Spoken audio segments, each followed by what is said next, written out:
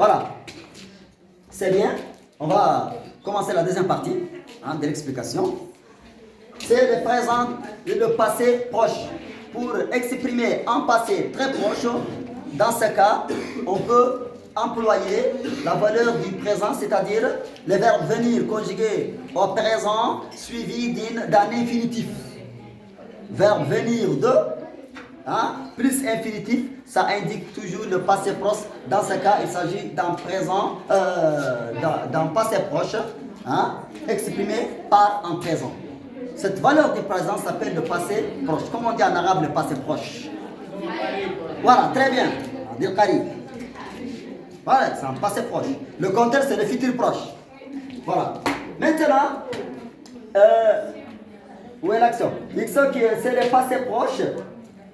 Exemple, je viens d'entrer en classe. Je viens d'entrer en classe. Par exemple, ça veut dire je suis entré tout de suite. Tout à l'heure, je suis entré en classe. Donc, c'est très proche. Le moment est proche. Très proche. Voilà. Donc, il y a une autre valeur. Une action qui va se produire, c'est le futur proche. C'est le futur proche. C'est-à-dire le futur qui n'est pas lointain. Ce n'est pas demain, ce n'est pas après-demain. Donc, c'est très proche. Dans quelques instants.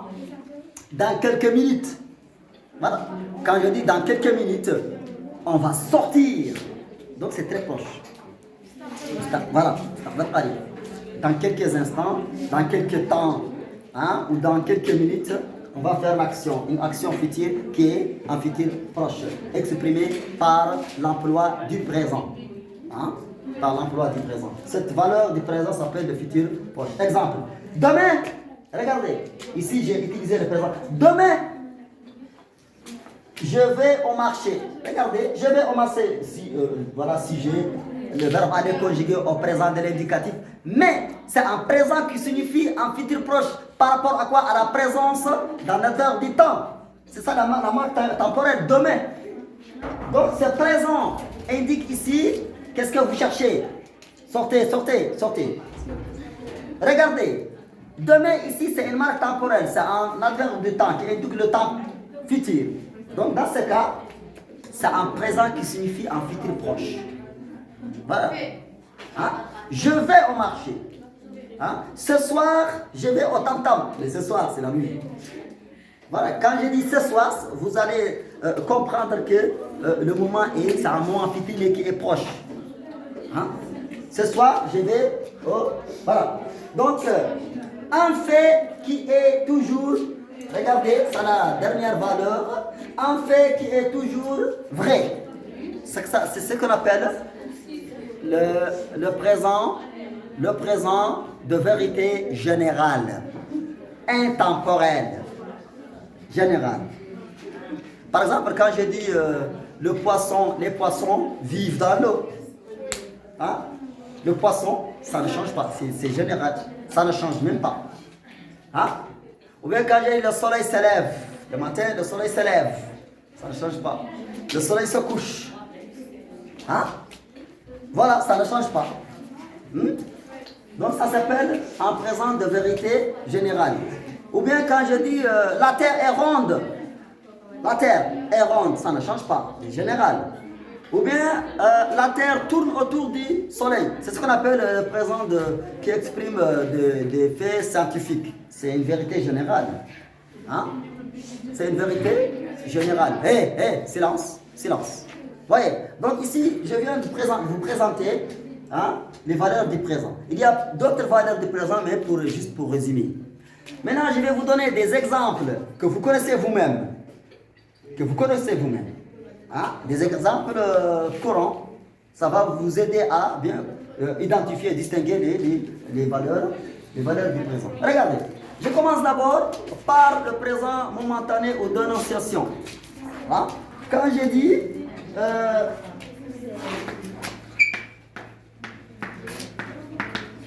je rentre en classe. Je rentre en classe. Vous voyez? Je rentre en classe comme ça, c'est un présent d'énonciation. Mais si j'ajoute une marque temporelle à cette phrase, le présent va changer à une autre valeur. Par exemple, souvent. Si j'ajoute souvent, ah, maintenant le présent n'est plus en présent d'énonciation. Donc, il devient en présent quoi? D'habitude. Répétitif. Il y a un répète parce que je dis souvent. Souvent veut dire toujours. Hein? Voilà. Maintenant, quand j'ajoute une autre marque temporelle, demain. Ah, demain, je rentre en classe. Par rapport à cette marque temporelle, le présent ici signifie, la valeur ici a changé. Hein? Elle signifie en futur proche. Hein? Ou bien,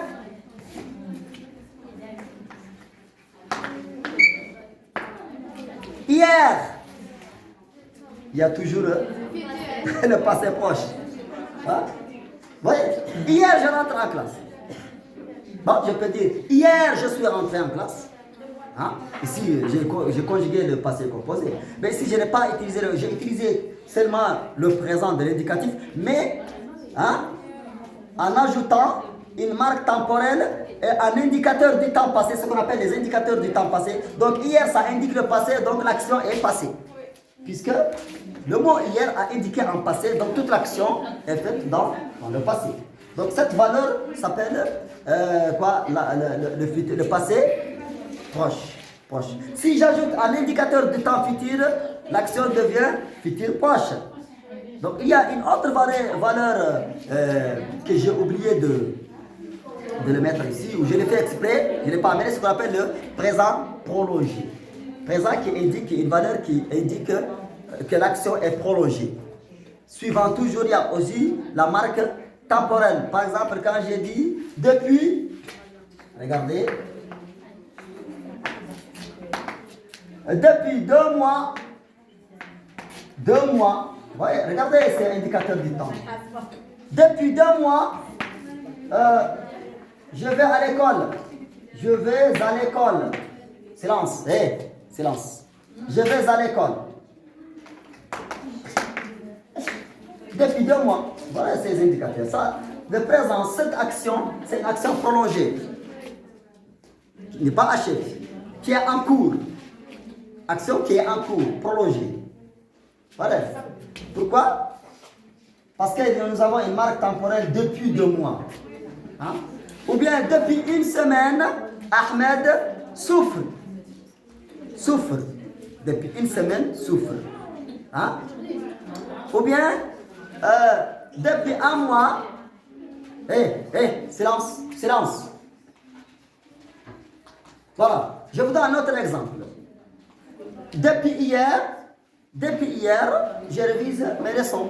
Ça veut dire que l'action est en cours. Ça s'appelle en présent, une valeur du présent qui est prolongée. Mais revenons à ce qui nous intéresse. C'est le présent de vérité générale. Hein? Quand je dis le ciel est bleu, le ciel est bleu, ça c'est une vérité générale. Hein? Ou bien quand je dis le soleil est chaud. Le soleil est chaud, n'est-ce pas? C'est général. Le verbe être conjugué au présent de l'indicatif, mais en présent qui indique une vérité qui est générale. Hein? Le matin, le soleil se lève. Le soir, le soleil se couche. Hein? Ou bien quand la musique est agréable. C'est une vérité générale, la musique. Hein? Le tam-tam est beau. Tout le monde est d'accord que le tam-tam est beau. Voilà, c'est général. Hein? Le tam-tam est beau. Voilà. Ou bien quand je dis le feu brûle. C'est vrai. Le verbe brûler conjugué au présent de vérité générale. Le feu brûle. C'est pas vrai. Hein? La viande, le michou est agréable et délicieux. Hein? Ou bien quand je dis les femmes se maquillent. Ça veut dire font du maquillage. C'est une vérité générale. Les femmes se maquillent. Hein? C'est pas vrai.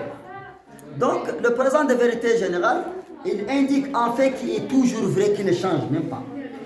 Un fait qui est toujours vrai. Ça s'appelle le présent de vérité, qui signifie vérité générale. Donc, regardez ici, nous avons ce qu'on appelle ces emplois ou les valeurs du présent. nous avons toujours le présent. Tu sors. Viens. Venez. Toi, oui, tu sors. Oui, tu sors. Sortez.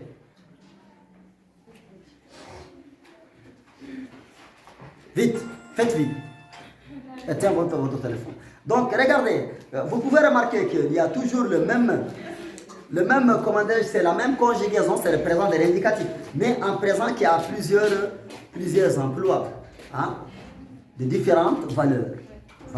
Je peux employer le présent ici, le futur proche. Ce présent, je peux l'employer pour signifier quoi? Pour signifier un futur proche. Comme je peux employer l'autre présent de l'indicatif pour indiquer un passé proche. Ou bien je peux utiliser cette valeur pour indiquer la répétition, le présent d'habitude. Ça veut dire, se répète. Quand je dis chaque jour, je vais à l'école. Vous voyez? Il y a une habitude. Souvent, je vais en brousse. Je voyage en brousse. Souvent. Ça veut dire, ça se répète. Mais regardez bien. Imaginez quand je dis Ahmed se marie souvent. Souvent, il se marie. Ça veut dire que chaque jour, souvent, il se marie. Hein? Il se marie. Il fait le tam-tam, souvent. Ou bien quand je dis Mariam, souvent, elle fait le gavage. Elle répète.